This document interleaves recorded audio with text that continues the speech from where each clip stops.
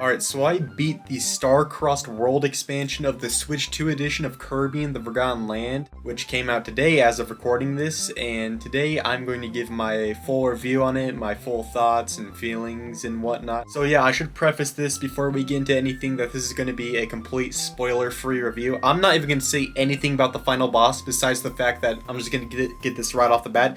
It's insane and more difficult than the final boss in the base game, that's for sure, but those are the only two things that I'm going to say about the final boss. Not the backstory, not the lore implications, not the name, the design, whatever. Those are the only two things I'm going to say about the final boss. I'm not even going to say that much about the story in general, just to make this as spoiler-free as I can make it. I'm going to talk about the story later in the video, but it's not going to be a whole lot just to make this as, you know, spoiler-free as I can make it. So yeah, enough talking. Let's get into my thoughts about it. I'm gonna put this into like different chunks and whatnot, like different segments of what I liked and disliked. There's a lot more I liked than I disliked. I mean, I think I'm gonna say that already. So first off, the level design is great. It is immaculate. It is easily up there with the greats in terms of Kirby level design, like base game Forgotten Land and the 3DS mainline titles. Like the level design here is just, it is so stellar, and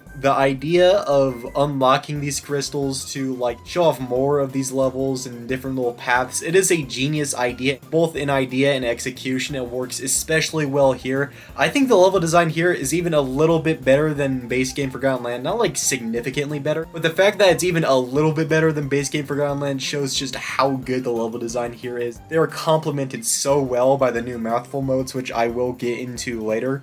Well, speaking of which, the next thing I have in here directly after level design is the new mouthful modes. The new mouthful modes are also incredible. There's cog mouth. I want to preface this, whenever I say cog mouth, I'm referring to gear mouth. I forgot the name of it, so that's my bad. Spring mouth and the sledding mouth, I believe. All three of them are really great. They were really fun. They weren't like some C or D tier mouthful modes. They weren't like very I mean, they were situational, but the segments in which they do appear in are really fun, and I really enjoyed them. I think my favorite, honestly, might be the mouthful mode. The cogmouth sections of the game had the best platforming in the entire game, both base game and Star-Crossed World, in my opinion. I think my least favorite might be the spring mouth. I feel like it was the most clunky to control. It didn't have as thoughtful, you know, like platforming sections as the other two new mouthful modes, but it was still good, just not as good as the other two, especially cogmouth. After that, we have new bosses. I was going into this expecting the new bosses to be like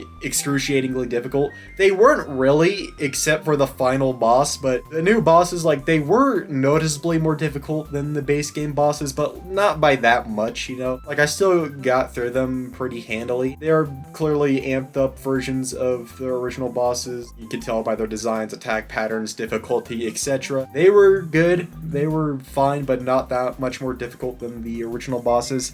After that, we have the music. I really like the music. A lot of it are just remixes. I still really enjoyed the music. They fit the levels really well. The remixes were awesome. There were a lot of different motifs and leitmotifs and whatnot in these songs. They were masterfully made. I really enjoyed them. I especially liked the songs in the last few levels of Star-Crossed World. Like, those songs are easily my favorite out of the songs that were made for Star-Crossed World, but in general, the songs, even though most of them are just like remixes, I believe most or all of them are just remixes of songs already in the game, they are still incredible to listen to, and I really enjoyed them. Next up, we have visuals.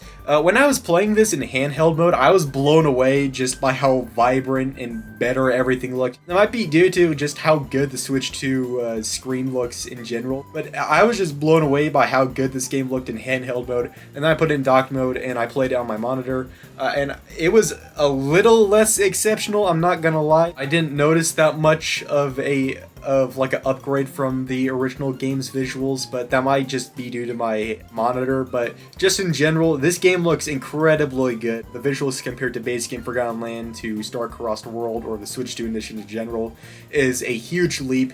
And what I will say is, when you're going through levels and you like go through the star flowers or the crystals, and everything just like lights up in this crystallized form where everything kind of turns blue and whatnot, that right there is easily my favorite looking parts of the game. And I think Those are like my favorite looking parts of any first party Switch 2 game so far. Like those just look incredible. They look so vibrant. I love how the crystallized segments look. They just look incredible. After that, we have amount of levels. There are only like 12 levels in this game, which is fair. I didn't really expect them to remix every level. That would have been awesome, but again, this is like a $20 expansion, so I think 12 levels, but these are like fairly lengthy levels. This accounts for like 2 hours worth of level content, so that is like a lot. There's a lot in these levels. They're packed full of just expert level design and whatnot. Yeah, there aren't that many levels, but with how long and expertly designed these levels are, I think that more than makes up for the lack of quantity of levels here. After that, we have the addition of Starries.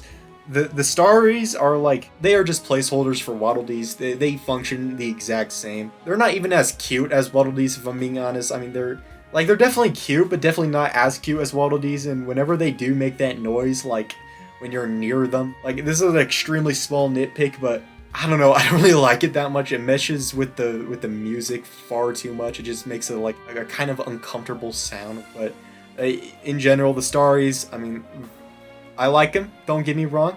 Not as much as Waddle Dees, but the Starries, they're still pretty cute addition. I like them. Also, the story, I said I was going to touch on that later in the video earlier, and the story, I don't remember much, but from what I do remember, it's a serviceable story. You know, it's fine. It's definitely not like the best part of Star-Crossed World. I would give that to the level design, but the story in general, besides like the lore implications and the final boss, it's serviceable. It's fine. All right. After that, we have the cons. Well, kind of. I really do not have much bad to say about Star-Crossed World.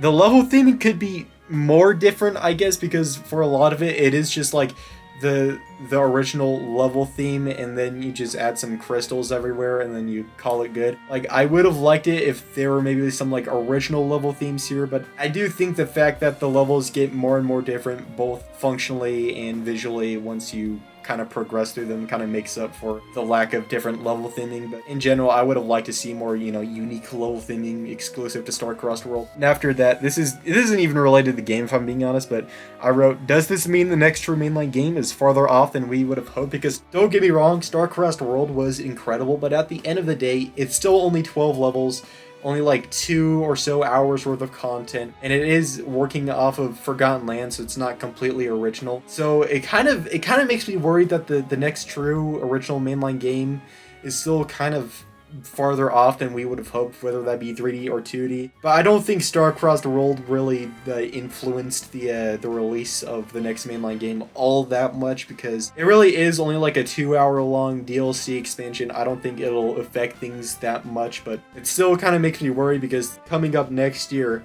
technically Forgotten Land will be 4 years old, and usually mainline Kirby games, the longest we have usually had to wait for them in the past like 10 or so years is like 4 years, so I don't know. I hope Star-Crossed World doesn't affect the release timing of the next mainline game all that much. I don't think it will, but the existence of this still kind of makes me worry a bit, but it's fine. So what do I give Star-Crossed World out of 10?